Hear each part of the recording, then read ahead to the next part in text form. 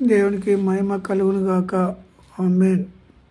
సమస్త మానవులకు, బంధుమిత్రులకు, మనందరికీ, సమస్త మానవులు, బంధుమిత్రులు, మనందరము యేసుక్రీస్తు ప్రభు ఊపిరి దయచేయు దేవుడు, ఊపిరి దయచేయు దేవుడు ప్రభు మనందరి పాపముల నిమిత్తము, శాపముల నిమిత్తము కల్వరిశిలలో రక్తం గార్చి చనిపోయి సమాధి అవ్వడి 3వ దినమున తిరిగి లేచిన దేవుడని సమస్త మానవులు, బంధుమిత్రులు మనందరము నమ్మాలి.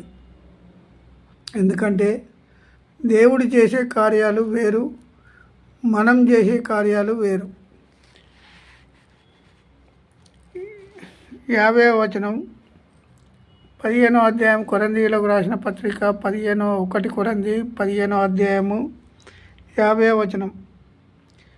సహోదరులారా, నేను చెప్పున్నది ఏమనగా, రక్త మాంసములు దేవుని రాజ్యమును స్వతంత్రించుకొన నేరవు, అక్షయతను స్వతంత్రించుకొనదు.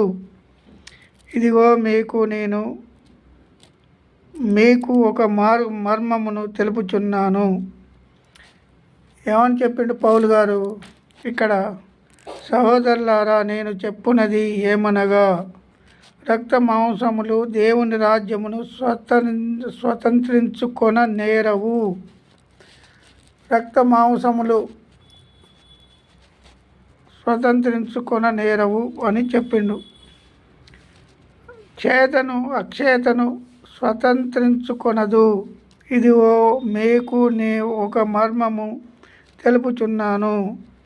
మనమందరము నిద్రించము, కానీ నిమిషములో ఒక రెప్పపాటున కడబూర మ్రోగగానే మనమందరము మార్పు పొందుదుము. బూర మోగును, అప్పుడు మృతులు అక్షయులుగా లేపబడుదురు. మనము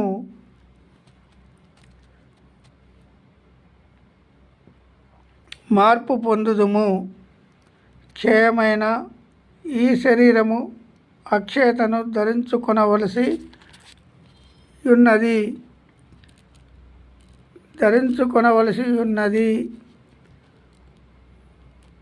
మార్త్యమైన ఈ శరీరము అమార్త్యతను ధరించుకొనవలసి ఉన్నది.